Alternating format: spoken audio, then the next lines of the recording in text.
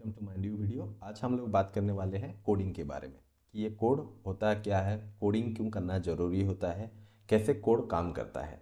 तो जब भी हमारे बात होता है टेक्नोलॉजी की या जब भी बात होता है सॉफ्टवेयर्स की, बात होता है किसी वेबसाइट्स की, सॉफ्टवेयर इंजीनियरिंग की, तो पहली बात जो हमारे मन में आता है वो होता है कोडिंग। तो ये कोड होता क्या है, कोड कैसे काम करता है, कोड हम कैसे लिख सकते हैं, ये सब आज हम लोग डिस्कस करेंगे इसी वीडियो के अंदर। तो कोड क्या होता है ना, कोड बेसिकली एक सेट ऑफ इंस्ट्रक्शंस होता है एक काम को करने के लिए। मतलब वो काम को कंप्लीट करने के लिए जो स्टेप बाय स्टेप प्रोसेस होता है उससे हमको लिख के देना होता है और उसे हम लोग कोडिंग कहते हैं। तो एक अगर हम लोग ये देख के चलें कि अगर किसी इंसान से हमको कुछ काम करवाना है और वो इंसान वो पहली बार कर रहा है, जब भी वो इंसान के पास वो काम करने का कैपेबिलिटी है फिर भी वो काम को नहीं कर पाएगा क्योंकि ये पहली बार कर रहा है, उसको उसके वो काम को करने का कोई मतलब नॉलेज नहीं है।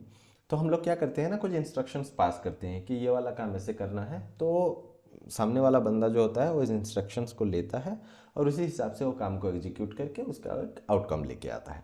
तो ये जो भी हम लोग इंस्ट्रक्शंस देते हैं ये अगर छोटे पैमाने पे होता है तो हम ऐसे बोल के दे सकते हैं, पर कोई लंबा काम स्टेप बाय स्टेप प्रोसेस वाला काम को अगर कंप्लीट करना है सामने वाले बंदे को तो इतना सारा चीज़ों याद नहीं कर सकते। तो उनको हम लोग उसको रेटिन में देते हैं, मतलब लिख के वो इंस्ट्रक्शंस को उनको दे देंगे तो वो स्टेप बाय स्टेप उसी इंस्ट्रक्शंस को पढ़ेंगे और उसके हिसाब से काम करके करके उसका आउटकम निकाल लेंगे।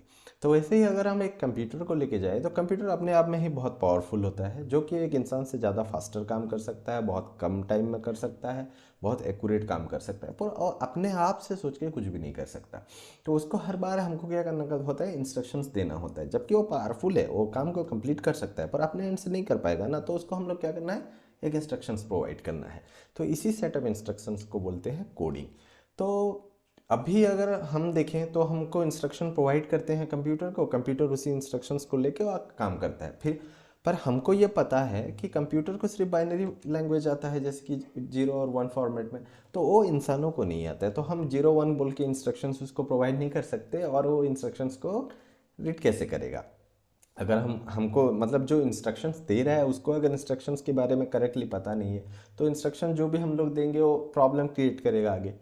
तो इसमें क्या होता है, बहुत सारे प्रोग्रामिंग लैंग्वेजेस होते हैं जो कि जावा हो गया, पाइथन हो गया, सी हो गया, C++ हो गया, तो बहुत सारे प्रोग्रामिंग लैंग्वेजेस हैं जिसको यूज़ करके हम लोग अपना इंस्ट्रक्शंस लिख सकते हैं। उसमें कुछ सिंटैक्स होते हैं और रूल्स और रेगुलेशन होते हैं। हमको रूल रेगुलेशन फॉलो करके वो इंस्ट्रक्शंस को पास करना होता है और उसी इंस्ट्रक्शंस को वो कंप्यूटर को प्रोवाइड करता है। तो जब भी हम लोग ये प्रोग्रामिंग लैंग्वेज पे कुछ कोड लिखते हैं और उसे कंप्यूटर को देते हैं, उस बीच एक इंटरप्रेटर बोल के एक टूल का होता है जिसका काम होता है कि जो भी प्रोग्रामिंग लैंग्वेज होता है उसको रीड करना होता है और उसको एक बाइनरी फॉर्मेट में कन्वर्ट करके कंप्यूटर को देना होता है। तो अभी हम लोग एक प्रोसेस को देखें तो हम लोग जो भी डेवलपर होता है वो जो कोड लिखता है वो अपने प्रोग्रामिंग लैंग्वेजेस का सिंटैक्स को यूज़ करके और प्रोग्राम को क्रिएट करता है। जब भी उसको हम लोग कंप्यूटर को प्रोवाइड करते हैं उस बीच में इंटरप्रेटर आता है, उसी हमारी प्रोग्रामिंग लैंग्वेज को ले लेता है, उसको बाइनरी फॉर्मेट में कन्वर्ट करता है जो कि कंप्यूटर को समझ में आता है, उसने वो कंप्यूटर को प्रोवाइड कर देता है। कंप्यूटर अपना काम करके वो एक आउटकम देता है जो आउटकम हम लोगों को मिल जाता है। तो ऐसे ही ये कोडिंग प्रोसेस काम करता है।